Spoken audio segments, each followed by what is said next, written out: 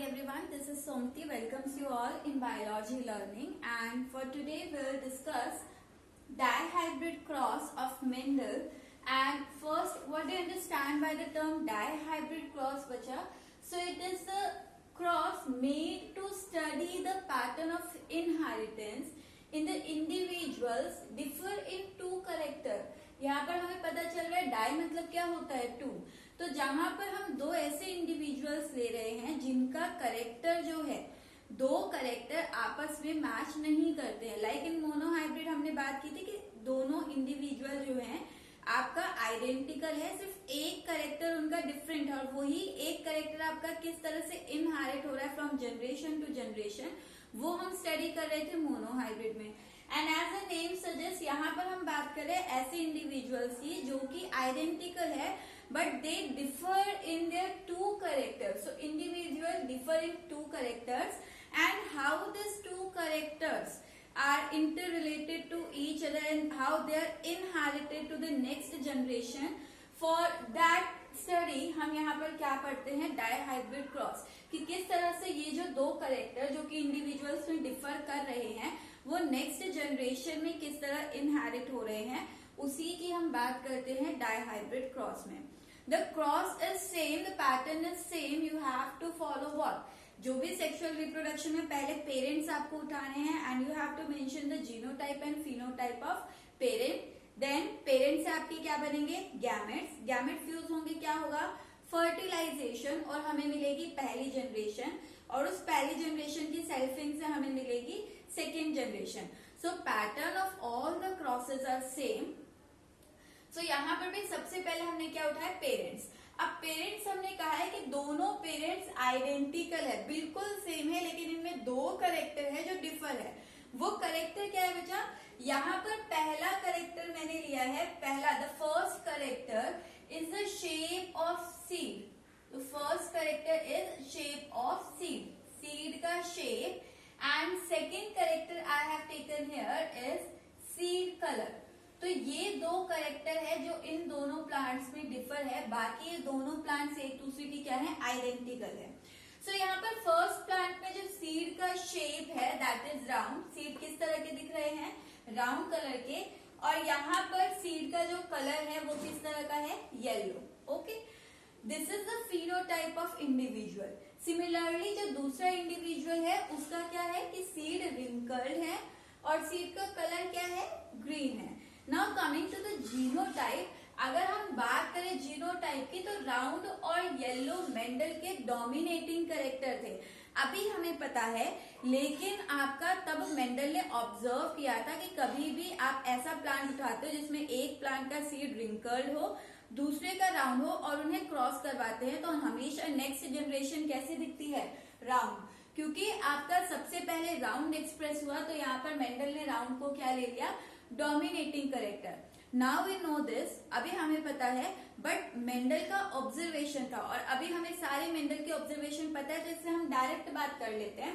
क्योंकि dominating character था तो हम डोमिनेटिंग करेक्टर जो होता है उसी से जीनोटाइप रिप्रेजेंट करते हैं। तो बच्चा as a dominating character is round, तो हम राउंड का आर जो है उसी को एज ए जीनोटाइप रिप्रेजेंट करेंगे।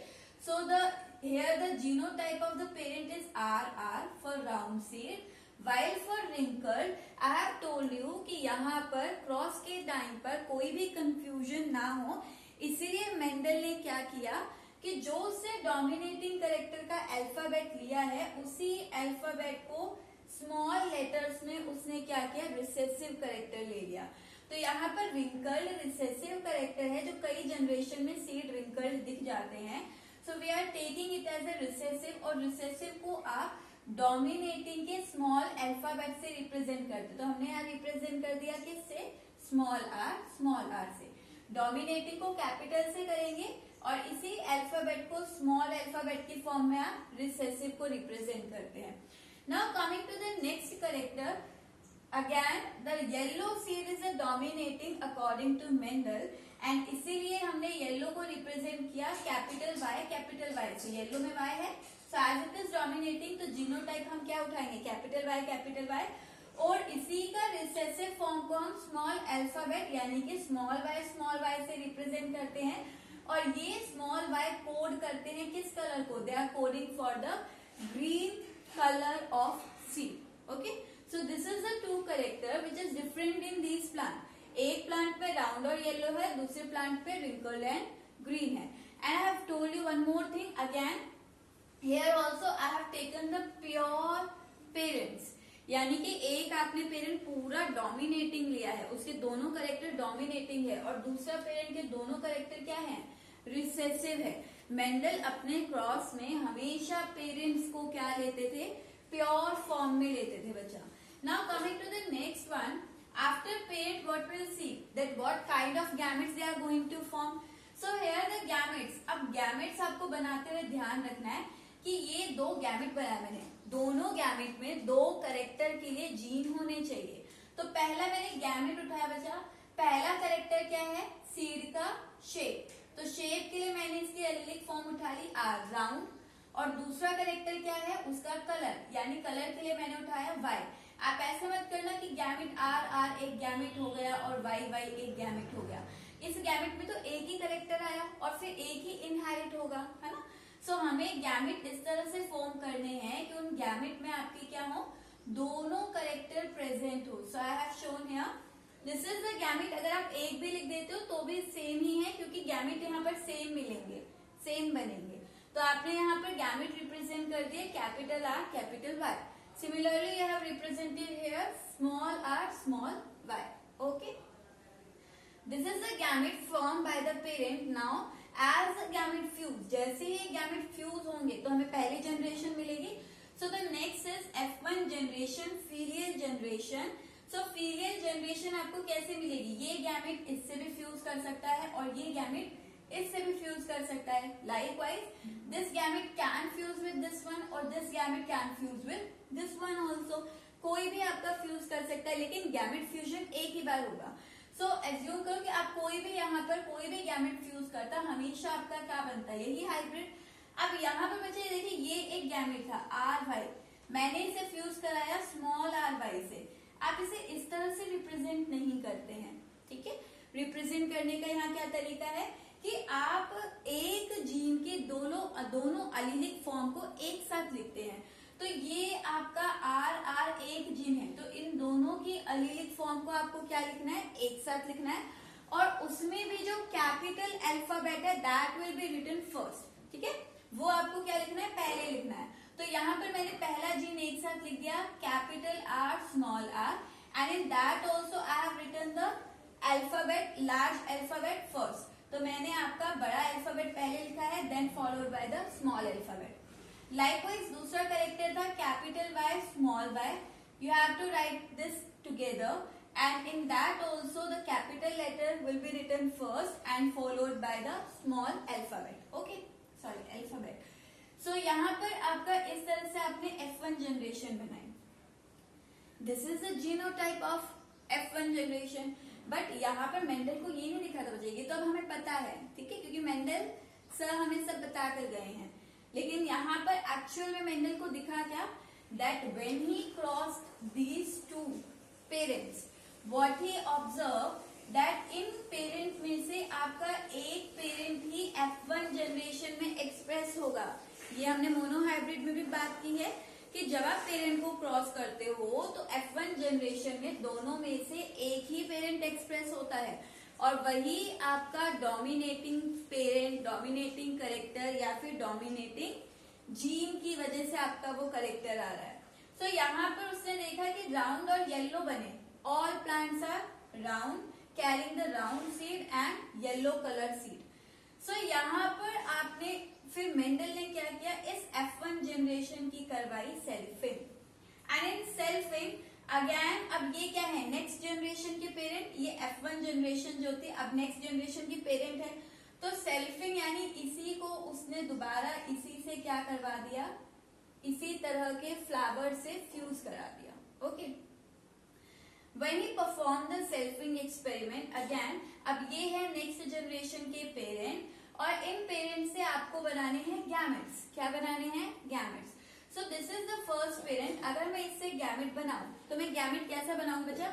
मैंने आपसे कहा कि गैमेट फॉर्म करते हुए आपको एक गैमेट में दोनों करेक्टर के लिए अलील्स या जीन्स रखने हैं, ठीक है। तो अगर ये पहला पेरेंट है, चलो ये एक बार क्रॉस ऐसे कर लेते हैं, ये सेल्फिंग की है, ठीक है, ये सेल्फिंग की। अब सेल्फिंग से दो पेरेंट है, इससे आपको दोनों पेरेंट से गैमेट बनाना है, फिर उनकी गैमेट को फ्यूज करना है। Okay, I have not mention that step here, understood है? अभी आपको समझ आ जाएगा। पहले मैं इस पेरेंट की गैमेट बनाती हूँ।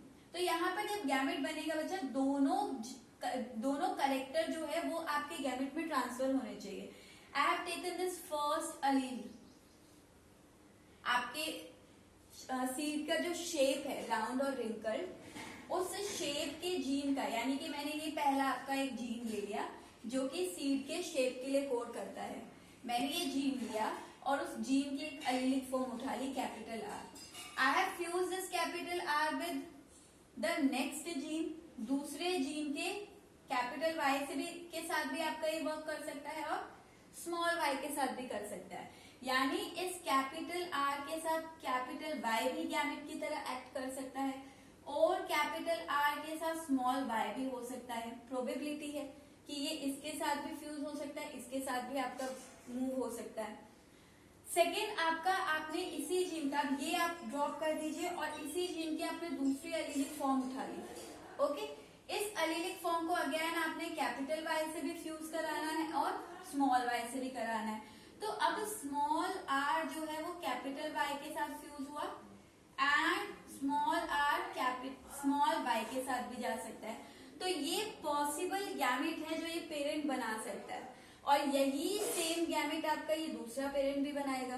ओके, सो यहाँ पर हमने बात की, ये बने आपके क्या गैमेट्स फॉर्म हुए। तो यहाँ पर इस पेरेंट की गैमेट मैंने इस तरफ लिख लिया सारे, capital R capital Y, capital R small Y, small R capital Y, small R small Y. अब अच्छा, इस पेरेंट के भी सेम यही गैमेट बनेंगे क्योंकि सेम ही है ये, तो सेम गैमेट बनेंगे और इन गैमेट्स को भी मैंने यहाँ लिख लिया। अब ये ध्यान रखना कि सेम गैमेट एडजेसेंट रखना, ऐसा कोई आपका लॉजिक नहीं है कि अगर आप यहाँ पर स्मॉल आर स्मॉल वाई रखेंगे तो कुछ गलत हो जाएगा, वो भी सही जाएगा। बट अगर आप ये टुगेदर रखते हैं, सेम आप फिगर आउट करते हैं, सेम आपका आप इन्हें सेट करते हैं, तो आपको रिजल्ट स्टडी करने में बहुत इजी हो जाता है। ओके, अदरवाइज अगर आप आगे पीछे भी कर लो तो भी रिजल्ट सेम आएगा ना। आपने एक पेरेंट की गैमेट्स को यहाँ रख लिया और इसी डायरेक्शन में आपने दूसरे पेरेंट की गैमेट को रख लिया। Now you have to complete this Punnett square only and Punnett square I have told you आप कैसे फिल करोगे। पहले बॉक्स में ये capital R capital R capital Y capital Y, इस तरह से हो गया। अब दूसरे बॉक्स में उठाओ, इसे नीचे ले जाओ और यहाँ से ये आ जाएगा capital R capital Y small Y. हमेशा पहले कैपिटल को लिखना है, तो capital Y small Y. Now coming to the third one, ये थर्ड है, तो यहाँ से capital R small R capital Y capital Y. Now coming to the fourth one, capital R small R capital Y small Y and likewise you have to complete this complete checkerboard. Okay, आपको खुद करना है। अब यहाँ पर हम बात करते हैं, ये तो हमने कर दिए सारे जीनोटाइप मेंशन। अब इस जीनोटाइप का फिनोटाइप कैसे मेंशन करेंगे बच्चा? यहाँ पर देखिए, जहां पर आपका कैपिटल आर कैपिटल वाई था वो तो आपको पेरेंट में दिख रहा था। ये कैसे थे? ये आपके थे राउंड एंड येलो सीड। कैसे थे? Round and yellow seed. Then यहाँ पर हम बात करते हैं सेकेंड, ये ले लीजिए कैपिटल आर, तो हमें पता है कैपिटल आर किसके लिए कोड करता है? राउंड के लिए। अब ये आपका इंडिविजुअल येलो होगा या ग्रीन होगा, क्योंकि यहाँ पर तो दोनों के लिए है अली, ये येलो के लिए ग्रीन के लिए। लेकिन यहाँ पर बात की जाती है बच्चा, जो डोमिनेटिंग करेक्टर होता है वही हमेशा एक्सप्रेस होता है। F1 में भी तो हमें यही मिला था जब मोनोहाइब्रिड में हमने किया था कि ये दोनों कंडीशन थी, लेकिन एक्सप्रेस हमेशा कौन सा हुआ था? डोमिनेटिंग टॉल प्लांट बने थे। तो यहाँ पर भी सेम होगा, इन दोनों में से डोमिनेटिंग कौन है? कैपिटल वाई है। तो कैपिटल वाई किसके लिए कोड करता है? येलो के लिए। तो यहाँ पर सीड का कलर क्या हो जाएगा? येलो हो जाएगा। लाइकवाइज अगर मैं इस चेकर बोर्ड को देखूं, कैपिटल वाई है, ये तो एज इट इज क्या हो जाएगा? येलो। अब capital R and small R है बच्चा, तो यहाँ पर एक्सप्रेस कौन सा होगा, हमेशा कैपिटल। मीन्स जहां पर भी आपको हेट्रोजाइगस कंडीशन दिखे कि एक कैपिटल है दूसरा स्मॉल, तो हमेशा एक्सप्रेस किसे करवाना है आपको, कैपिटल अल्फाबेट को। एंड कैपिटल आर किसके लिए कोड करता है, कैपिटल आर आपका राउंड के लिए कोड करता है। So likewise you have to complete this checker board कि आपको ये सारा फिनोटाइप भी क्या करना है, फिल करने हैं। और उसके बाद कंक्लूजन पॉइंट यानी रिजल्ट क्या मिला, तो बच्चा रिजल्ट उसे मिला कि यहाँ पर अगर हम ये पूरा चेकर बोर्ड देखें तो यहाँ हम कह रहे हैं कि 16 प्रोजेनी बन रही है ना। 4 यहाँ पर है, 4 यहाँ पर है, तो 4 इंटू 4 जा क्या हुआ 16। ये पूरे बॉक्स कितने हैं, 16 है। अब इन 16 बॉक्स में से अगर मैं कंपेयर करूं फिनोटिपिक रेशियो, तो फिनोटिपिक रेशियो आता है 9 3 3 1, यानी कि यहाँ पर 9 जो है वो राउंड येलो है। अगर अब आपका इजी कैसे रहेगा, देखो मुझे ये पूरी लाइन राउंड येलो जाएगी, ये पूरी लाइन राउंड येलो जाएगी। ओके, तो यहाँ पर आपका ये जब सेट करते हैं तो ये सेटिंग आपकी जो है इजी हो जाती है अगर आप गैमेट्स को इधर उधर नहीं कर रहे हो। तो यहाँ पर आपके 9 क्या बनेंगे, राउंड येलो, 3 आपके क्या बनेंगे, राउंड ग्रीन, 3 आपके रिंकल्ड येलो और 1 आपका रिंकल्ड ग्रीन। ये 1 आपका यहाँ है, यहाँ स्मॉल आर है, स्मॉल आर किसके लिए कॉज करता है, रिंकल्ड, और स्मॉल वाई ग्रीन के लिए। तो ये आपका हो गया क्या, रिंकल्ड ग्रीन। ओके, इस तरह से आप क्या कर लीजिए, ये हो जाएंगे आपके राउंड ग्रीन। राउंड ग्रीन इस तरह से ट्राइंगल में बनता है, ये आपका है round yellow, then this is your wrinkled yellow, wrinkled yellow, this is also wrinkled yellow,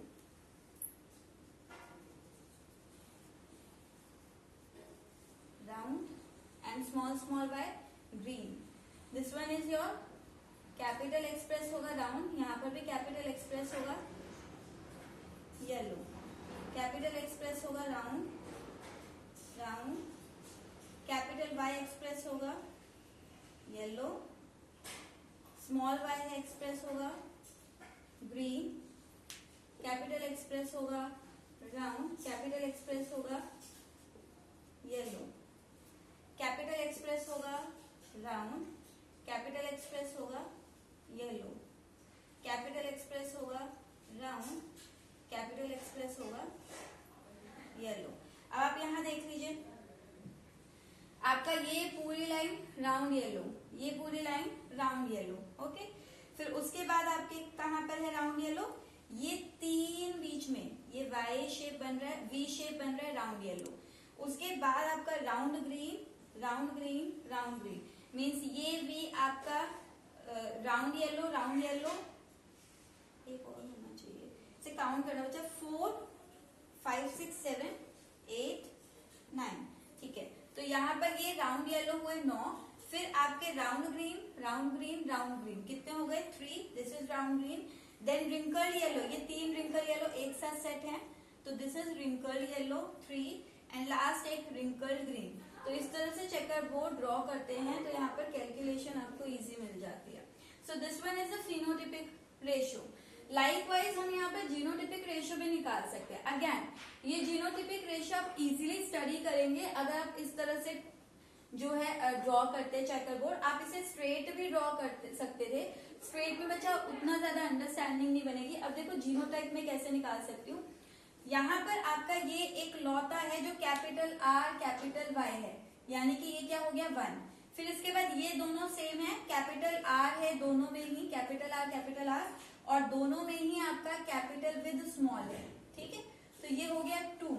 फिर ये और ये दोनों सेम है, that is capital R small R and capital Y, ये हो गए 2 सेम। फिर ये एक आपका क्या है डिफरेंट है, ये हो गया आपका कैपिटल आर स्मॉल वाई।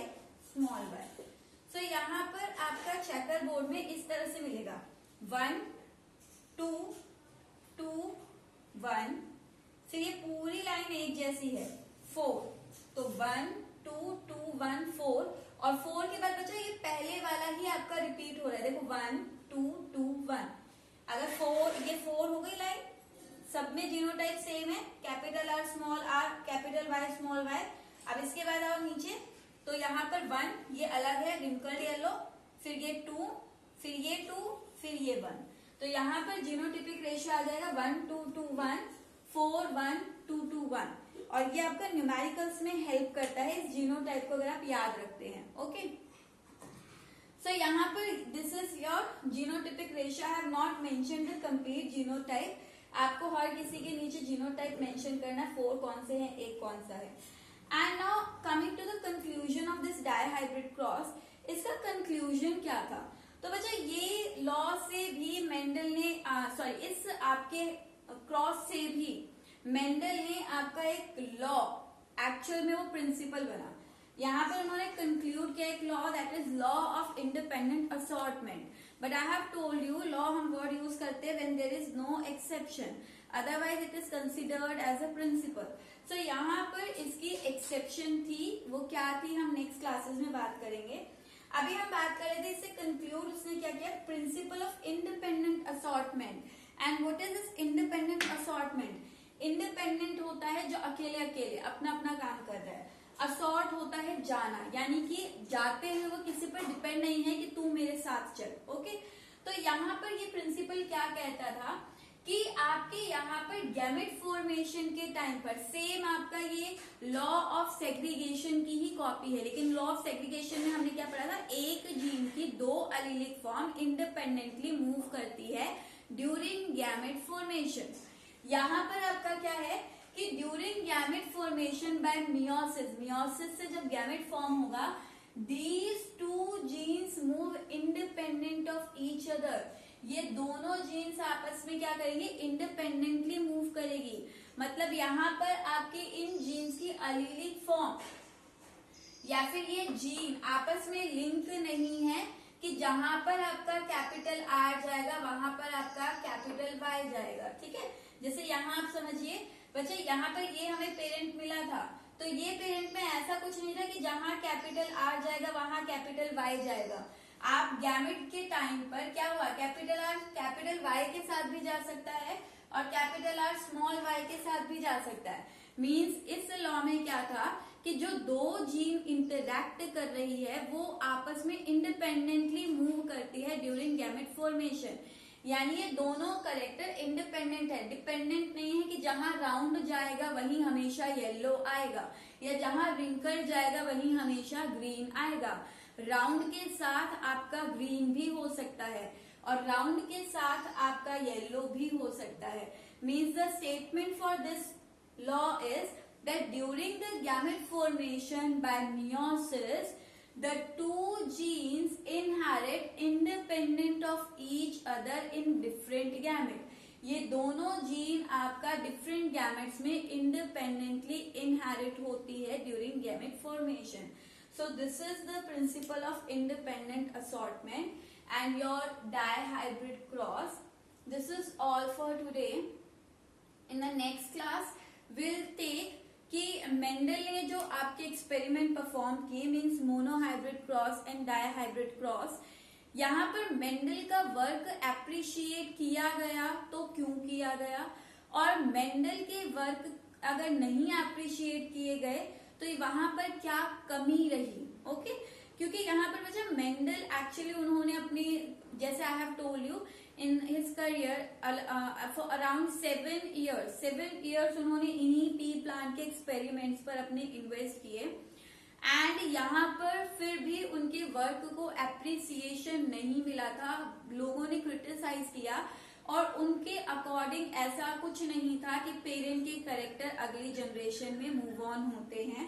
तो यहाँ पर मेंडल अपनी बात सब तक पहुंचा नहीं पाए या फिर उन्हें समझा नहीं पाए, उनके क्या ड्रॉबैक रहे वो क्यों नहीं समझा पाए। एंड यहाँ पर आपका उसी के बारे में हम कल बात करेंगे। Okay, so this is all for today, thank you so much.